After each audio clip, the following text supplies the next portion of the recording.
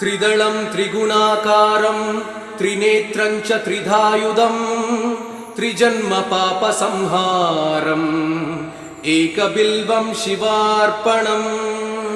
त्रिशाकै बिल्वपत्रैश्च अच्छिदै कोमलै शुभै तव पूजां करिष्यामि एकबिल्वं शिवार्पणम् कोटिकन्या महादानं तिलपर्वतकोटयः काञ्चनं क्षीरदानेन एकबिल्वं शिवार्पणम् काशीक्षेत्रनिवासं च कालभैरवदर्शनम् प्रयागे माधवं दृष्ट्वा एकबिल्वं शिवार्पणम् इन्दुवारे व्रतं स्थित्वा निराहारो महेश्वरः नक्तं हौष्यामि देवेश एकबिल्वं शिवार्पणम् रामलिङ्गप्रतिष्ठा च वैवाहिककृतं तथा तटाकानि च सन्धानम् एकबिल्वं शिवार्पणम् अखण्डबिल्वपत्रं च आयुधं शिवपूजनं कृतं नाम सहस्रेण एकबिल्वं शिवार्पणम् उमया सह देवेश नन्दिवाहनमेव च भस्मलेपन सर्वाङ्गम् एकबिल्वं शिवार्पणम् सालग्रामेण विप्राणां तटाकं दशकूपयो यज्ञकोटिसहस्रश्च एकबिल्वं शिवार्पणम् दन्तिकोटिसहस्रेषु अश्वमेधशतक्रतौ कोटिकन्या महादानम् एकबिल्वं शिवार्पणम् बिल्वाणां दर्शनं पुण्यं स्पर्शनं पापनाशनम् अघोरपापसंहारम् एकबिल्वं शिवार्पणम् सहस्रवेदपाठेषु ब्रह्मस्थापनमुच्यते अनेकव्रतकोटीनाम् एकबिल्वं शिवार्पणम् अन्नदानसहस्रेषु सहस्रोपनयनं तथा अनेकजन्मपापानि एकबिल्वं शिवार्पणम् बिल्वाष्टकमिदं पुण्यं यः पठेत् शिवसन्निधौ शिवलोकमवाप्नोति एकबिल्वं शिवार्पणम्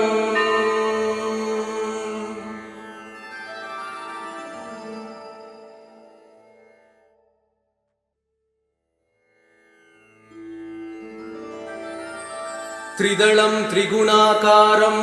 त्रिनेत्रं च त्रिधायुधं त्रिजन्म पापसंहारम् एकबिल्वं शिवार्पणम् त्रिशाकै बिल्वपत्रैश्च अच्छिदै कोमलै शुभै तव पूजां करिष्यामि एकबिल्वं शिवार्पणम् कोटिकन्या महादानं तिलपर्वतकोटयः काञ्चनं क्षीरदानेन एकबिल्वं शिवार्पणम् काशीक्षेत्रनिवासं च कालभैरवदर्शनम् प्रयागे माधवं दृष्ट्वा एकबिल्वं शिवार्पणम् इन्दुवारे व्रतं स्थित्वा निराहारो महेश्वरः नक्तं हौष्यामि देवेश एकबिल्वं शिवार्पणम् रामलिङ्गप्रतिष्ठा च वैवाहिककृतं तथा तटाकानि च सन्धानम् एकबिल्वं शिवार्पणम् अखण्डबिल्वपत्रं च आयुधं शिवपूजनं कृतं नाम सहस्रेण एकबिल्वं शिवार्पणम् उमया सह देवेश नन्दिवाहनमेव च भस्मलेपन सर्वाङ्गम् एकबिल्वं शिवार्पणम् सालग्रामेण विप्राणां तटाकं दशकूपयो यज्ञकोटिसहस्रश्च एकबिल्वं शिवार्पणम् दन्तिकोटिसहस्रेषु अश्वमेधशतक्रतौ कोटिकन्या महादानम् एकबिल्वं शिवार्पणम् बिल्वाणां दर्शनं पुण्यं स्पर्शनं पापनाशनम्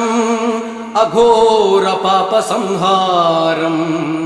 एकबिल्वं शिवार्पणम् सहस्रवेदपाठेषु ब्रह्मस्थापनमुच्यते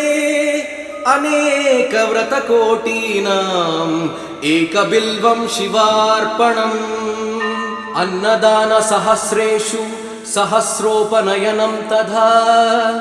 अनेकजन्मपापानि एकबिल्वं शिवार्पणम् बिल्वाष्टकमिदं पुण्यं यः पठेत् शिवसन्निधौ शिवलोकमवाप्नोति एकबिल्वं शिवार्पणम्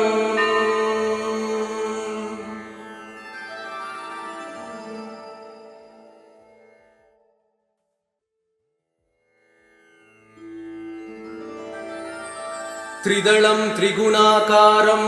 त्रिनेत्रं च त्रिधायुधं त्रिजन्मपापसंहारम् एकबिल्वं शिवार्पणम् त्रिशाकै बिल्वपत्रैश्च अच्छिदैः कोमलैः शुभैः तव पूजां करिष्यामि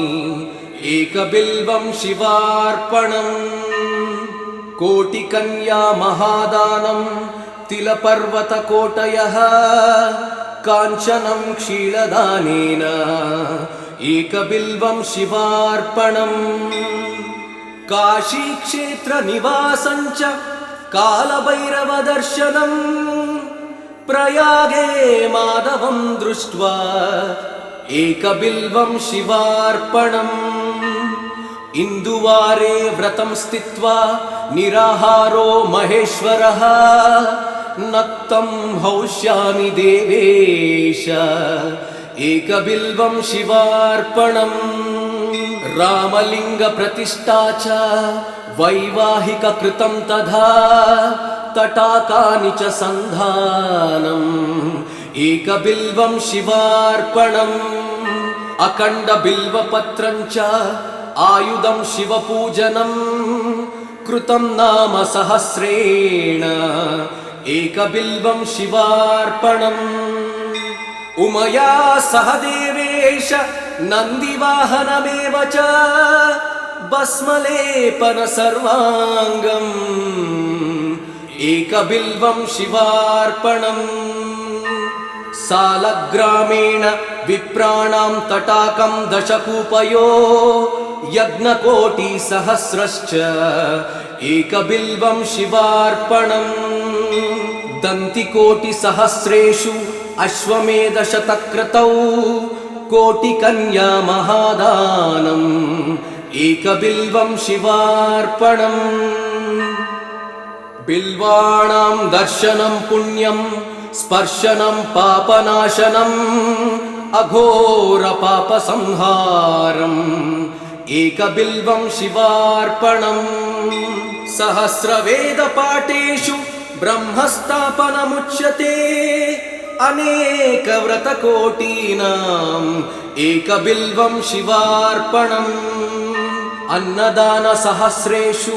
सहस्रोपनयनं तथा अनेकजन्मपापानि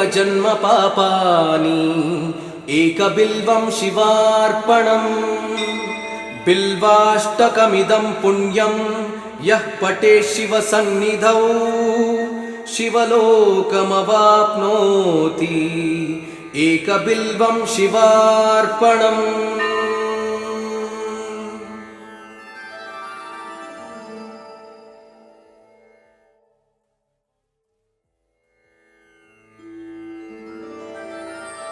त्रिदलं त्रिगुणाकारं त्रिनेत्रं च त्रिधायुधं त्रिजन्मपापसंहारम् एकबिल्वं शिवार्पणम् त्रिशाकै बिल्वपत्रैश्च अच्छिदै कोमलैः शुभै तव पूजां करिष्यामि एकबिल्वं शिवार्पणम् कोटिकन्या महादानं तिलपर्वतकोटयः काञ्चनं क्षीरदानेन एकबिल्वं शिवार्पणम्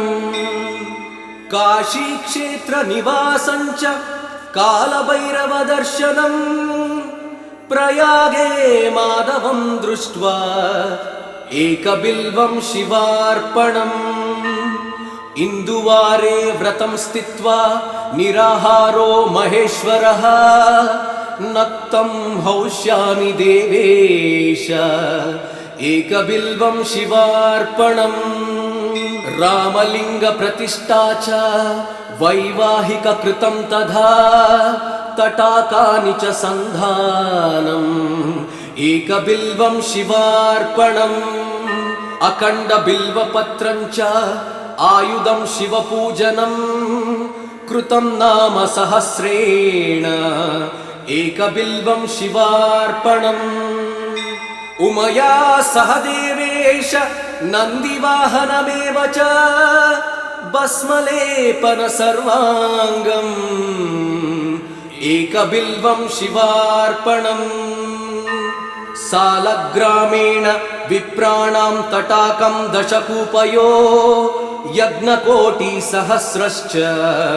एकबिल्वं शिवार्पणम् दन्तिकोटिसहस्रेषु अश्वमेधशतक्रतौ कोटिकन्या महादानम् एकबिल्वं शिवार्पणम् बिल्वाणां दर्शनं पुण्यं स्पर्शनं पापनाशनम् अघोरपापसंहारम् एकबिल्वं शिवार्पणम् सहस्रवेदपाठेषु ब्रह्मस्थापनमुच्यते अनेकव्रतकोटीनाम् एकबिल्वं शिवार्पणम्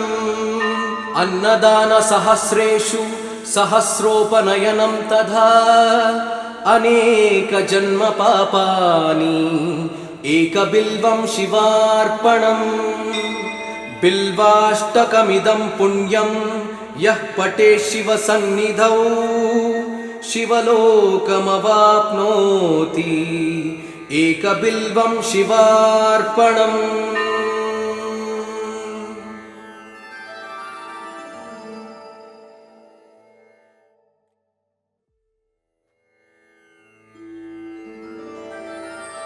त्रिदलं त्रिगुणाकारं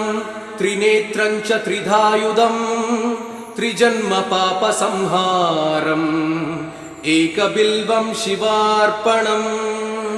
त्रिशाकै बिल्वपत्रैश्च अच्छिदै कोमलैः शुभै तव पूजां करिष्यामि एकबिल्वं शिवार्पणम् कोटिकन्या महादानं तिलपर्वतकोटयः काञ्चनं क्षीरदानेन एकबिल्वं शिवार्पणम् काशीक्षेत्रनिवासं च कालभैरवदर्शनम् प्रयागे माधवं दृष्ट्वा एकबिल्वं शिवार्पणम् इन्दुवारे व्रतं स्थित्वा निराहारो महेश्वरः नक्तं हौष्यामि देवेश एकबिल्वं शिवार्पणम् रामलिङ्गप्रतिष्ठा च वैवाहिककृतं तथा तटाकानि च सन्धानम् एकबिल्वं शिवार्पणम् अखण्डबिल्वपत्रं च आयुधं शिवपूजनम् कृतं नाम सहस्रेण एकबिल्वं शिवार्पणम् उमया सह देवेश नन्दिवाहनमेव च भस्मलेपन सर्वाङ्गम् एकबिल्वं शिवार्पणम् सालग्रामेण विप्राणां तटाकं दशकूपयो यज्ञकोटिसहस्रश्च एकबिल्वं शिवार्पणम् दन्तिकोटिसहस्रेषु अश्वमेधशतक्रतौ कोटिकन्या महादानम् एकबिल्वं शिवार्पणम् बिल्वाणां दर्शनं पुण्यं स्पर्शनं पापनाशनम् अघोरपापसंहारम् एकबिल्वं शिवार्पणम् सहस्रवेदपाठेषु ब्रह्मस्थापनमुच्यते अनेकव्रतकोटीनाम् एकबिल्वं शिवार्पणम् अन्नदानसहस्रेषु सहस्रोपनयनं तथा अनेकजन्मपापानि एकबिल्वं शिवार्पणम् बिल्वाष्टकमिदं पुण्यं यः पठेत् शिवसन्निधौ शिवलोकमवाप्नोति एकबिल्वं शिवार्पणम्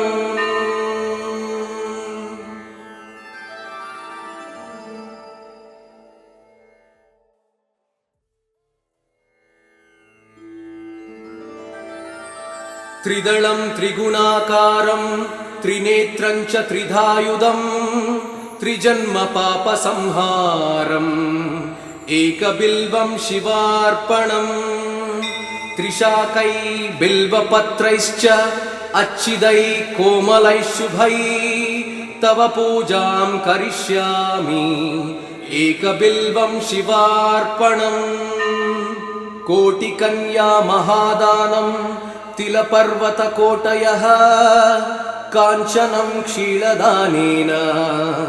एकबिल्वं शिवार्पणम् काशीक्षेत्रनिवासं च कालभैरवदर्शनम् प्रयागे माधवं दृष्ट्वा एकबिल्वं शिवार्पणम् इन्दुवारे व्रतं स्थित्वा निराहारो महेश्वरः नक्तं हौष्यामि देवेश एकबिल्वं शिवार्पणम् रामलिङ्गप्रतिष्ठा च वैवाहिककृतं तथा तटाकानि च सन्धानम् एकबिल्वं शिवार्पणम् अखण्डबिल्वपत्रं च आयुधं शिवपूजनं कृतं नाम सहस्रेण एकबिल्वं शिवार्पणम् उमया सह देवेश नन्दिवाहनमेव च भस्मलेपन सर्वाङ्गम् एकबिल्वं शिवार्पणम् सालग्रामेण विप्राणां तटाकं दशकूपयो यज्ञकोटिसहस्रश्च एकबिल्वं शिवार्पणम् दन्तिकोटिसहस्रेषु अश्वमेधशतक्रतौ कोटिकन्या महादानम् एकबिल्वं शिवार्पणम् बिल्वाणां दर्शनं पुण्यं स्पर्शनं पापनाशनम् अघोरपापसंहारम् एकबिल्वं शिवार्पणम् सहस्रवेदपाठेषु ब्रह्मस्थापनमुच्यते अनेकव्रतकोटीनाम् एकबिल्वं शिवार्पणम् अन्नदानसहस्रेषु सहस्रोपनयनं तथा अनेकजन्मपापानि एकबिल्वं शिवार्पणम् बिल्वाष्टकमिदं पुण्यं यः पठेत् शिवसन्निधौ शिवलोकमवाप्नोति एकबिल्वं शिवार्पणम्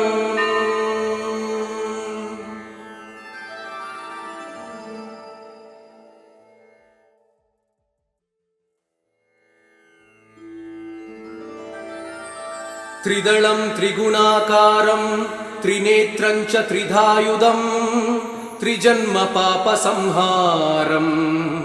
एकबिल्वं शिवार्पणम् त्रिशाकै बिल्वपत्रैश्च अच्छिदै कोमलैः शुभै तव पूजां करिष्यामि एकबिल्वं शिवार्पणम् कोटिकन्या महादानं तिलपर्वतकोटयः काञ्चनं क्षीरदानेन एकबिल्वं शिवार्पणम् काशीक्षेत्रनिवासं च कालभैरवदर्शनम् प्रयागे माधवं दृष्ट्वा एकबिल्वं शिवार्पणम् इन्दुवारे व्रतं स्थित्वा निराहारो महेश्वरः नक्तं हौष्यामि देवेश एकबिल्वं शिवार्पणम् रामलिङ्गप्रतिष्ठा च वैवाहिककृतं तथा तटाकानि च सन्धानम् एकबिल्वं शिवार्पणम् अखण्डबिल्वपत्रं च आयुधं शिवपूजनम् कृतं नाम सहस्रेण एकबिल्वं शिवार्पणम् उमया सह देवेश नन्दिवाहनमेव च भस्मलेपन सर्वाङ्गम् एकबिल्वं शिवार्पणम् सालग्रामेण विप्राणां तटाकं दशकूपयो यज्ञकोटिसहस्रश्च एकबिल्वं शिवार्पणम् दन्तिकोटिसहस्रेषु अश्वमेधशतक्रतौ कोटिकन्या महादानम् एकबिल्वं शिवार्पणम् बिल्वाणां दर्शनं पुण्यं स्पर्शनं पापनाशनम् अघोरपापसंहारम् एकबिल्वं शिवार्पणम् सहस्रवेदपाठेषु ब्रह्मस्थापनमुच्यते अनेकव्रतकोटीनाम् एकबिल्वं शिवार्पणम् अन्नदानसहस्रेषु सहस्रोपनयनं तथा अनेकजन्मपापानि एकबिल्वं शिवार्पणम् बिल्वाष्टकमिदं पुण्यं यः पठेत् शिवसन्निधौ शिवलोकमवाप्नोति एकबिल्वं शिवार्पणम्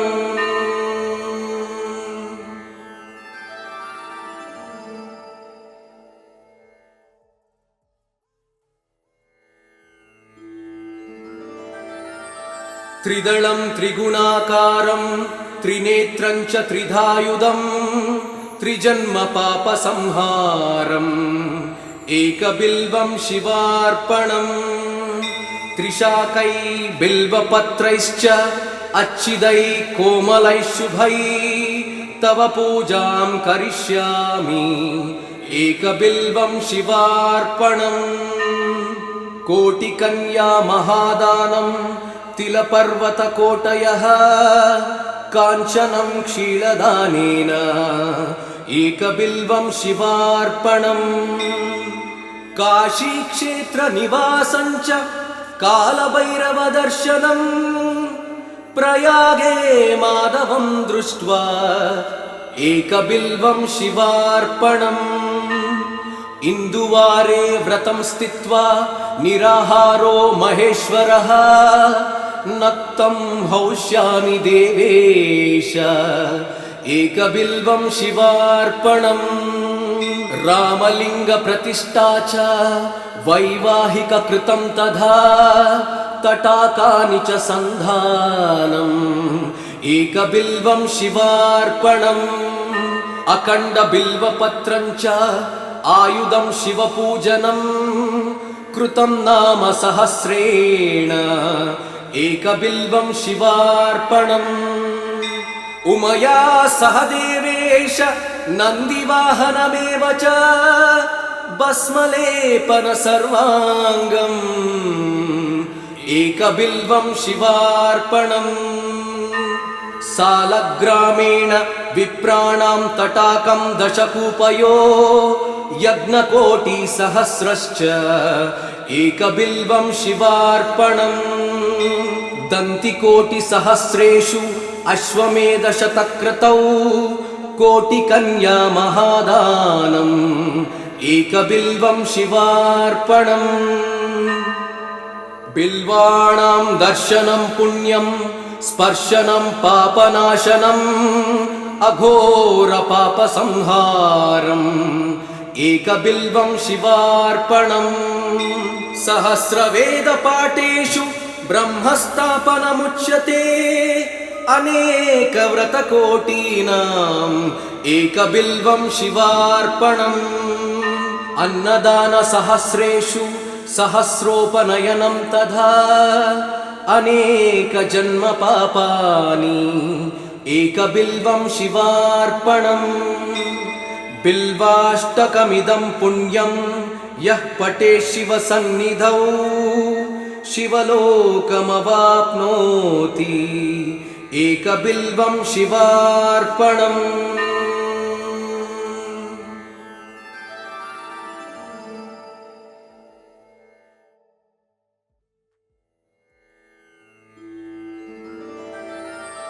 त्रिदलं त्रिगुणाकारं त्रिनेत्रं च त्रिधायुधं त्रिजन्मपापसंहारम् एकबिल्वं शिवार्पणम् त्रिशाकै बिल्वपत्रैश्च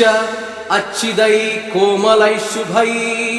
तव पूजां करिष्यामि एकबिल्वं शिवार्पणम् कोटिकन्या महादानं तिलपर्वतकोटयः काञ्चनं क्षीरदानेन एकबिल्वं शिवार्पणम् काशीक्षेत्रनिवासं च कालभैरवदर्शनम् प्रयागे माधवं दृष्ट्वा एकबिल्वं शिवार्पणम् इन्दुवारे व्रतं स्थित्वा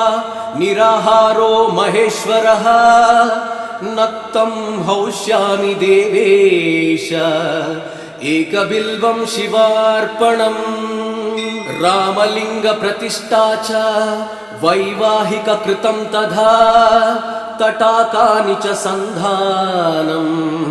एकबिल्वं शिवार्पणम् अखण्डबिल्वपत्रं च आयुधं शिवपूजनं कृतं नाम सहस्रेण एकबिल्वं शिवार्पणम् उमया सह देवेश नन्दिवाहनमेव च भस्मलेपन सर्वाङ्गम् एकबिल्वं शिवार्पणम् सालग्रामेण विप्राणां तटाकं दशकूपयो यज्ञकोटिसहस्रश्च एकबिल्वं शिवार्पणम् दन्तिकोटिसहस्रेषु अश्वमेधशतक्रतौ कोटिकन्या महादानम् एकबिल्वं शिवार्पणम् बिल्वाणां दर्शनं पुण्यं स्पर्शनं पापनाशनम् अघोरपापसंहारम् एकबिल्वं शिवार्पणम् सहस्रवेदपाठेषु ब्रह्मस्थापनमुच्यते अनेकव्रतकोटीनाम् एकबिल्वं शिवार्पणम्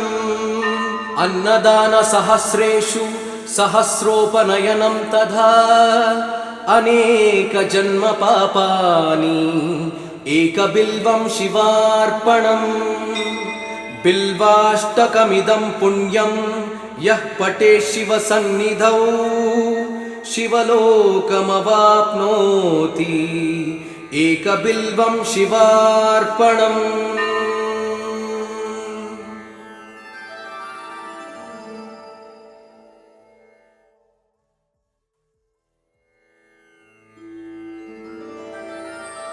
त्रिदलं त्रिगुणाकारं त्रिनेत्रं च त्रिधायुधं त्रिजन्मपापसंहारम् एकबिल्वं शिवार्पणम्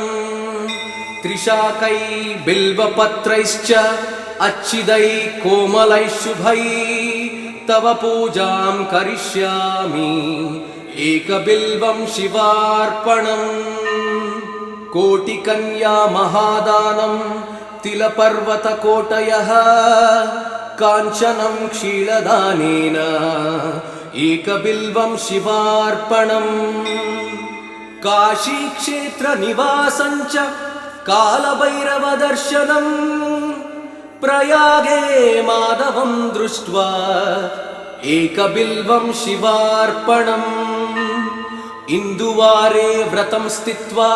निराहारो महेश्वरः नक्तं हौष्यामि देवेश एकबिल्वं शिवार्पणम् रामलिङ्गप्रतिष्ठा च वैवाहिककृतं तथा तटाकानि च सन्धानम् एकबिल्वं शिवार्पणम् अखण्डबिल्वपत्रं च आयुधं शिवपूजनम्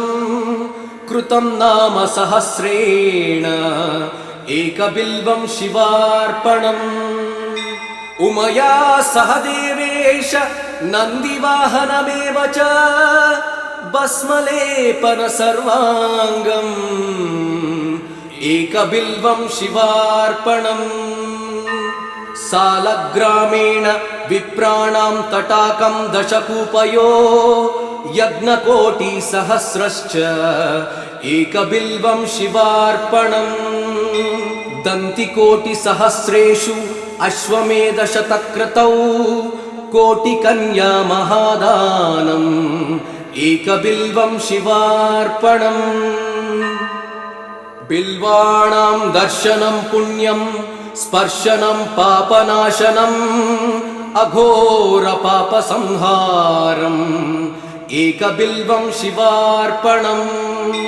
सहस्रवेदपाठेषु ब्रह्मस्थापनमुच्यते अनेकव्रतकोटीनाम् एकबिल्वं शिवार्पणम् अन्नदानसहस्रेषु सहस्रोपनयनं तथा अनेकजन्मपापानि एकबिल्वं शिवार्पणम् बिल्वाष्टकमिदं पुण्यं यः पठेत् शिवसन्निधौ शिवलोकमवाप्नोति एकबिल्वं शिवार्पणम्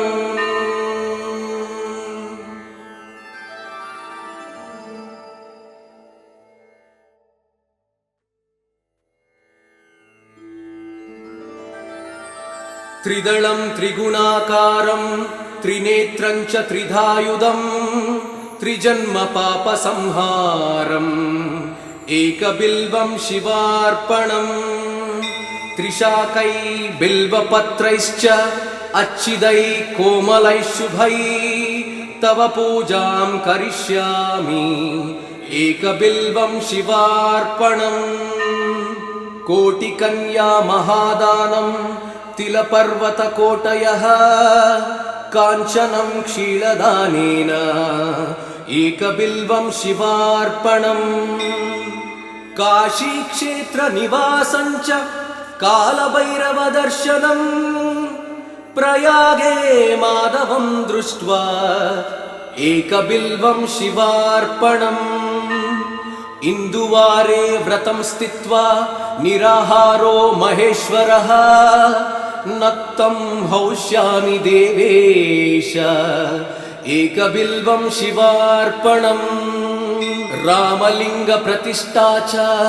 वैवाहिककृतं तथा तटाकानि च सन्धानम् एकबिल्वं शिवार्पणम् अखण्डबिल्वपत्रं च आयुधं शिवपूजनम् कृतं नाम सहस्रेण एकबिल्वं शिवार्पणम् उमया सह देवेश नन्दिवाहनमेव च भस्मलेपन सर्वाङ्गम् एकबिल्वं शिवार्पणम् सालग्रामेण विप्राणां तटाकं दशकूपयो यज्ञकोटिसहस्रश्च एकबिल्वं शिवार्पणम् दन्तिकोटिसहस्रेषु अश्वमेधशतक्रतौ कोटिकन्या महादानम् एकबिल्वं शिवार्पणम् बिल्वाणां दर्शनं पुण्यं स्पर्शनं पापनाशनम् अघोरपापसंहारम् एकबिल्वं शिवार्पणम् सहस्रवेदपाठेषु ब्रह्मस्थापनमुच्यते अनेकव्रतकोटीनाम् एकबिल्वं शिवार्पणम् अन्नदानसहस्रेषु सहस्रोपनयनं तथा अनेकजन्मपापानि एकबिल्वं शिवार्पणम् बिल्वाष्टकमिदं पुण्यं यः पठेत् शिवसन्निधौ शिवलोकमवाप्नोति एकबिल्वं शिवार्पणम्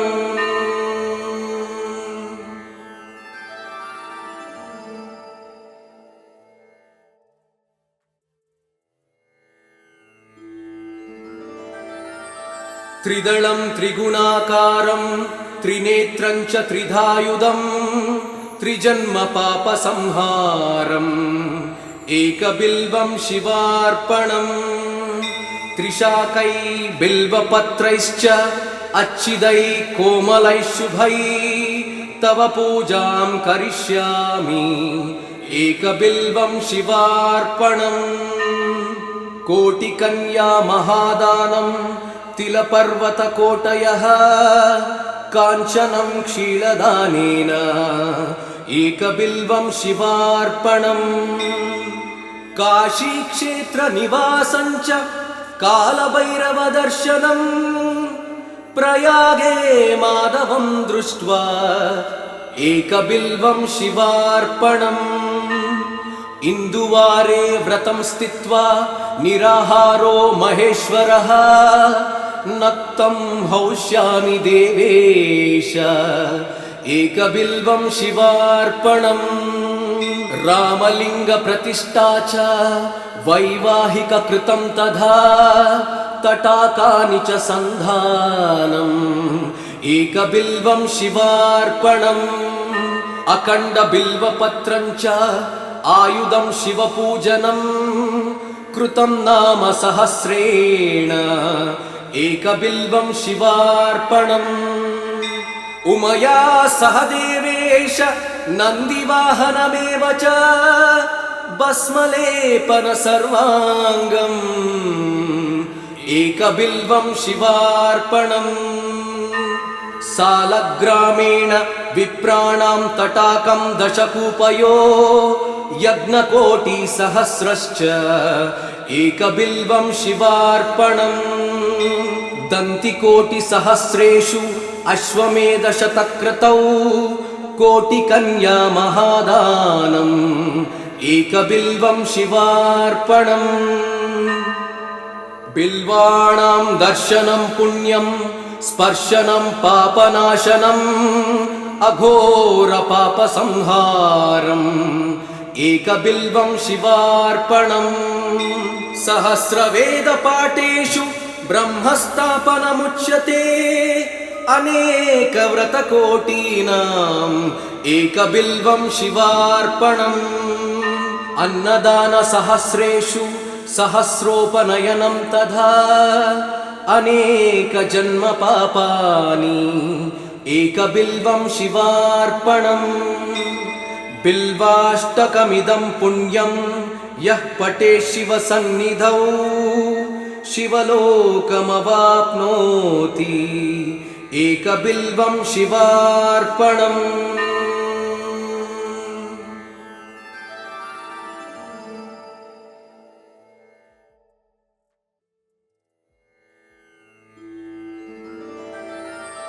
त्रिदलं त्रिगुणाकारं त्रिनेत्रं च त्रिधायुधं त्रिजन्मपापसंहारम् एकबिल्वं शिवार्पणम् त्रिशाकै बिल्वपत्रैश्च अच्छिदै कोमलै शुभै तव पूजां करिष्यामि एकबिल्वं शिवार्पणम् कोटिकन्या महादानं तिलपर्वतकोटयः काञ्चनं क्षीरदानेन एकबिल्वं शिवार्पणम् काशीक्षेत्रनिवासं च कालभैरवदर्शनम् प्रयागे माधवं दृष्ट्वा एकबिल्वं शिवार्पणम् इन्दुवारे व्रतं स्थित्वा निराहारो महेश्वरः नक्तं हौष्यामि देवेश एकबिल्वं शिवार्पणम् रामलिङ्गप्रतिष्ठा च वैवाहिककृतं तथा तटाकानि च सन्धानम् एकबिल्वं शिवार्पणम् अखण्डबिल्वपत्रं च आयुधं शिवपूजनम् कृतं नाम सहस्रेण एकबिल्वं शिवार्पणम् उमया सह देवेश नन्दिवाहनमेव च भस्मलेपन सर्वाङ्गम् एकबिल्वं शिवार्पणम् सालग्रामेण विप्राणां तटाकं दशकूपयो यज्ञकोटिसहस्रश्च एकबिल्वं शिवार्पणम् दन्तिकोटिसहस्रेषु अश्वमेधशतक्रतौ कोटिकन्या महादानम् एकबिल्वं शिवार्पणम् बिल्वाणां दर्शनं पुण्यं स्पर्शनं पापनाशनम् अघोरपापसंहारम् एकबिल्वं शिवार्पणम् सहस्रवेदपाठेषु ब्रह्मस्थापनमुच्यते अनेकव्रतकोटीनाम् एकबिल्वं शिवार्पणम् अन्नदानसहस्रेषु सहस्रोपनयनं तथा अनेकजन्मपापानि एकबिल्वं शिवार्पणम् बिल्वाष्टकमिदं पुण्यं यः पठेत् शिवसन्निधौ शिवलोकमवाप्नोति एकबिल्वं शिवार्पणम्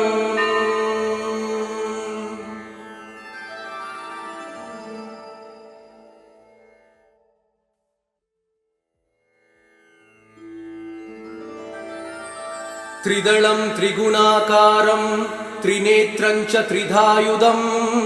त्रिजन्मपापसंहारम् एकबिल्वं शिवार्पणम् त्रिशाकै बिल्वपत्रैश्च अच्छिदै कोमलैः शुभै तव पूजां करिष्यामि एकबिल्वं शिवार्पणम् कोटिकन्या महादानं तिलपर्वतकोटयः काञ्चनं क्षीरदानेन एकबिल्वं शिवार्पणम् काशीक्षेत्रनिवासं च कालभैरवदर्शनम् प्रयागे माधवं दृष्ट्वा एकबिल्वं शिवार्पणम् इन्दुवारे व्रतं स्थित्वा निराहारो महेश्वरः नक्तं हौष्यामि देवेश एकबिल्वं शिवार्पणम् रामलिङ्गप्रतिष्ठा च वैवाहिककृतं तथा तटाकानि च सन्धानम् एकबिल्वं शिवार्पणम् अखण्डबिल्वपत्रं च आयुधं शिवपूजनम् कृतं नाम सहस्रेण एकबिल्वं शिवार्पणम् उमया सह देवेश नन्दिवाहनमेव च भस्मलेपन सर्वाङ्गम् एकबिल्वं शिवार्पणम् सालग्रामेण विप्राणां तटाकं दशकूपयो यज्ञकोटिसहस्रश्च एकबिल्वं शिवार्पणम् दन्तिकोटिसहस्रेषु अश्वमेधशतक्रतौ कोटिकन्या महादानम् एकबिल्वं शिवार्पणम् बिल्वाणां दर्शनं पुण्यं स्पर्शनं पापनाशनम् अघोरपापसंहारम् एकबिल्वं शिवार्पणम् सहस्रवेदपाठेषु ब्रह्मस्थापनमुच्यते अनेकव्रतकोटीनाम् एकबिल्वं शिवार्पणम्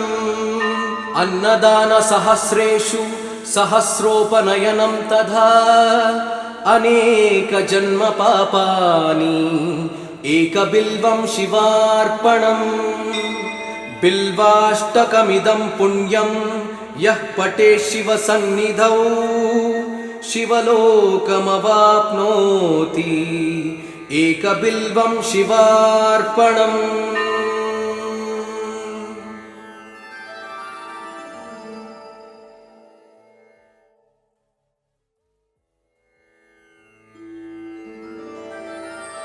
त्रिदलं त्रिगुणाकारं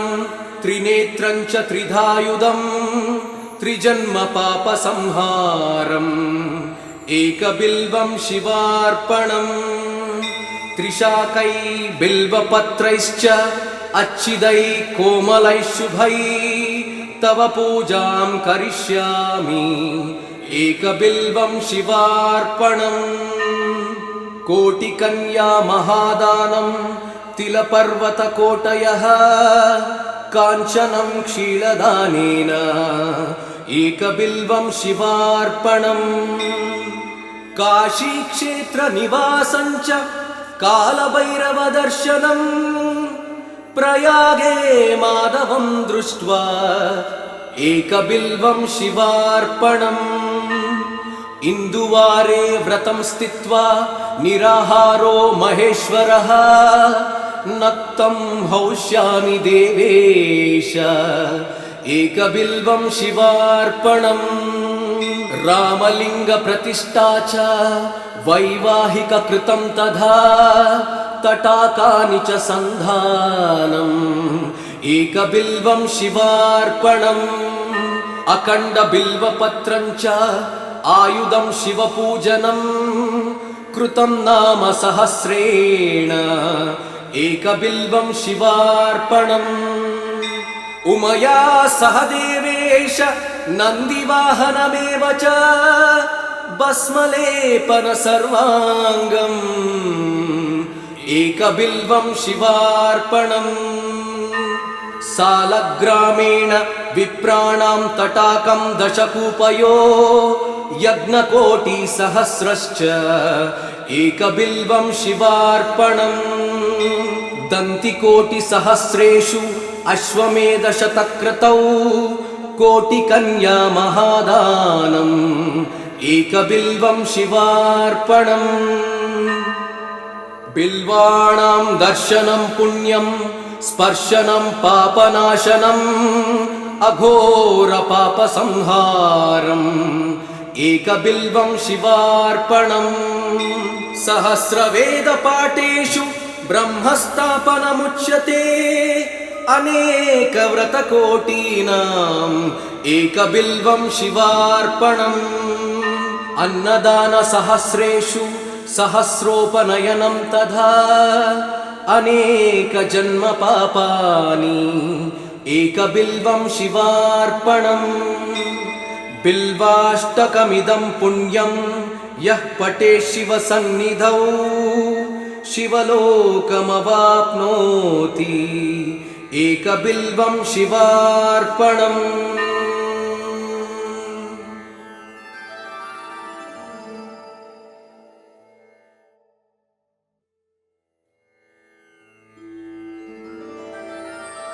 त्रिदलं त्रिगुणाकारं त्रिनेत्रं च त्रिधायुधं त्रिजन्मपापसंहारम् एकबिल्वं शिवार्पणम् त्रिशाकै बिल्वपत्रैश्च अच्छिदै कोमलै शुभै तव पूजां करिष्यामि एकबिल्वं शिवार्पणम् कोटिकन्या महादानं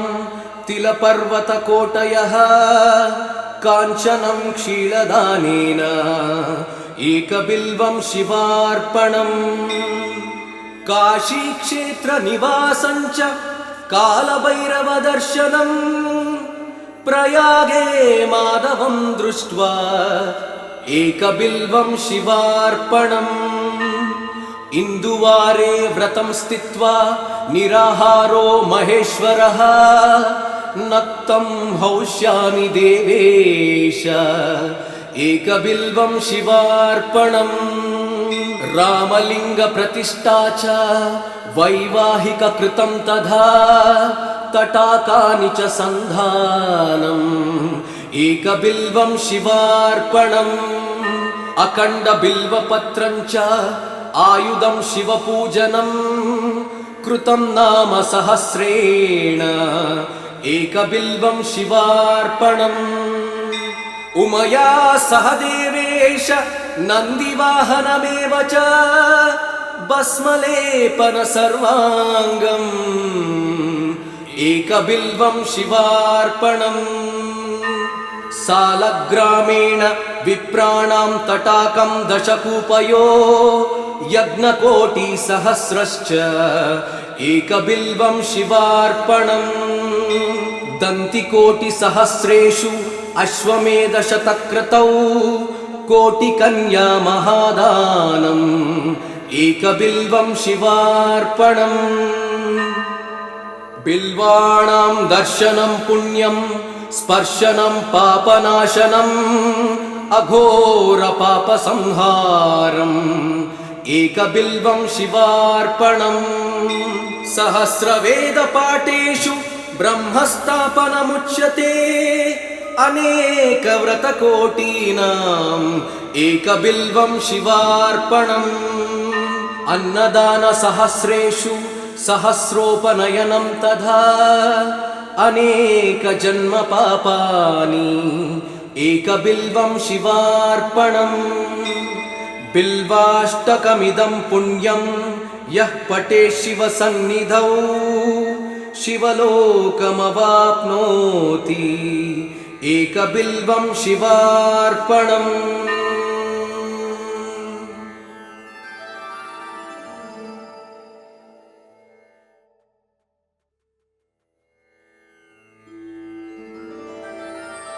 त्रिदलं त्रिगुणाकारं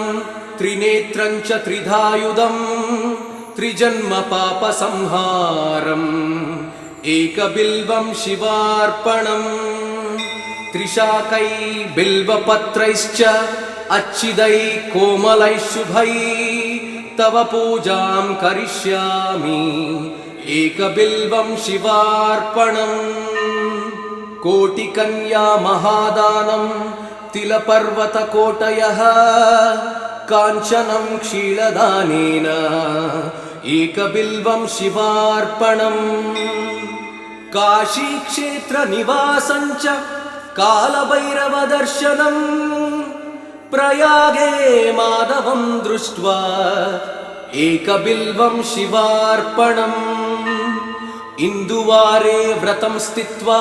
निराहारो महेश्वरः नक्तं हौष्यामि देवेश एकबिल्वं शिवार्पणम् रामलिङ्गप्रतिष्ठा च वैवाहिककृतं तथा तटाकानि च सन्धानम् एकबिल्वं शिवार्पणम् अखण्डबिल्वपत्रं च आयुधं शिवपूजनम् कृतं नाम सहस्रेण एकबिल्वं शिवार्पणम्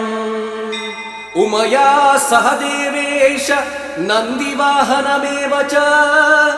भस्मलेपन सर्वाङ्गम् एकबिल्वं शिवार्पणम्